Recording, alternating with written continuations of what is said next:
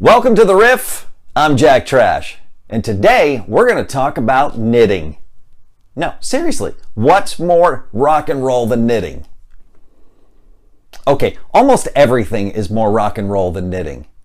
That is until you talk to Cher Ross. Cher's day job is being the bass player for Vixen. She's also the bassist for the Down and Outs with Joe Elliott, the singer for Bubble, and now her new project is called Twin Flames Radio with her husband Bam. Cher is one of the most positive people on the planet, and she uses her positivity for good by being a life coach. She can kick your ass in the nicest way possible and get it into gear. And she can use knitting as an example. I swear, this is inspiring and cool. And when you think about it, isn't that what rock and roll's all about anyway? Please, if you would, tell me the knitting story. Okay, so let's see. I'm not sure of the timeline on this because it's been a while now, but sometime in the 90s, I think, I had a friend who came over to our house.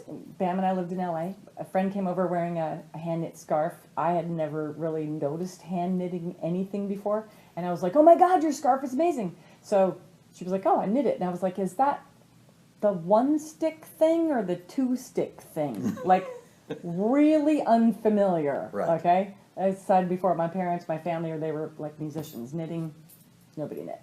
So, so she was like, it's the two stick thing.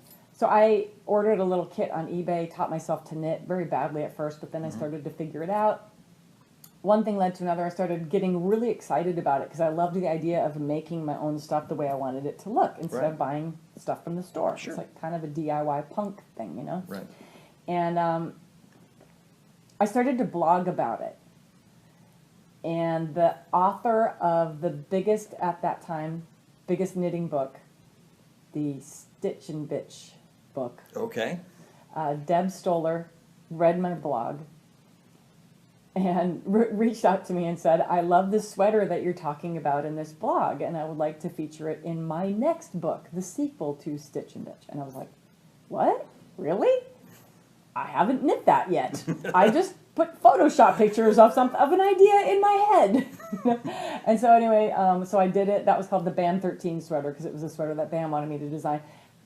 Sadly, he actually never got that sweater because the only one that turned out really good I sent to her from the book. Sorry, Bam. But then that led to me getting really, really into it. And then I talked to a friend of mine who owned a knitting shop, which everybody saw on the Bands Reunited on VH1 for Vixen. I was at that knitting store. It was called Stitch Cafe. They're no longer here. Anyway, the owner of that store became my really good friend. And I said, how come there are no knitting books with tattooed people and pierced people and kind of rock and roll designs? And she was like, because that's going to be your book. And I was like, you know, I can't knit that good. I've only been knitting for a couple of years, blah, blah, blah. And she was like, excuses, excuses. And so there you have it. Before I knew it, I met with an agent and I had a knitting book deal. And it was called Punk Knits. And Texas Terry, who's a pretty good legend in the punk world of rock and roll, of music, whatever, she was on the cover. And it's like a time capsule of a lot of people in Hollywood at that time. Mm. So I'm trying to think who's very interesting in that book. Alice Cooper's daughter, Calico Cooper, is a model for at least two of the pieces.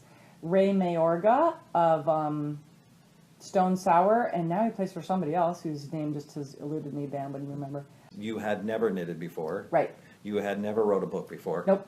And boom, you're in Barnes & Noble with a knitting book. Yes, yes. And I will tell you, I had so many people in my face telling me, you can't do this, this is impossible, you're going to get ripped off, blah, blah, blah. I mean, every reason why it shouldn't happen. And I got a pretty nice little knitting book advance for that. And it was a really fun experience. Mm-hmm. It was really, really, really fun. It's a lot harder than it looks. That, in a nutshell, is Cher Ross. She wanted to write a book, and she wanted to learn how to knit. So with some positivity and a good plan, She got a cash advance to write a book on knitting, and it's sitting on bookstore shelves right now. Go to SherRoss.com and see what she's putting out there. It could change your life.